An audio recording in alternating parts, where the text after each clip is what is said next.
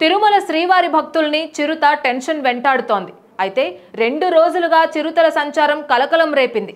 తాజాగా మొదటి ఘాట్ రోడ్లో సోమవారం రాత్రి చిరుత సంచారంతో భక్తులు హడలిపోయారు. తిరుమల నుంచి తిరుపతికి వెళ్లే దారిలో వినాయక స్వామి గుడి దగ్గర చిరుత కనిపించింది. రోడ్డు పక్కన ఉన్న పిట్టగోడపై అది కూర్చుని ఉంది. అయితే భక్తుల కార్ల శబ్దానికి భయపడి పిట్టగోడపై పరిగెత్తి ఆ తరువాత లోయలోకి దూకింది.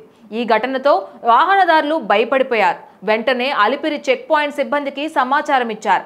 చిరుత గోడపై పరుగు తీస్తుండగా వాహనదారులు వీడియో తీయడంతో వైరల్ అయింది. టీటీడీ అటవీ శాఖ అధికారులు చిరుత సంచారాన్ని పరిశీలిస్తున్నారు.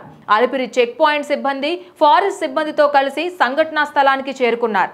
అప్పటికే చిరుత అడవిలోకి వెళ్లిపోయింది. చిరుత తిరిగి వచ్చే అవకాశం ఉందని అంచనా వేసి పెద్ద శబ్దాలు చేశారు. ముందస్తు జాగ్రత్తగా బైకులపై వెళ్లే భక్తుల్ని అప్రమత్తం చేశారు. అంతేకాదు, ఆదివారం రాత్రి అలిపిరి కాలినడక మార్గంలోని 350వ మెట్టు దగ్గర ఓ చిరుత కనిపించిందని అధికారులు తెలిపారు. ఈ ఘటనల వల్ల తిరుమల పరిసర ప్రాంతాల భక్తులు భయపడిపోతున్నారు.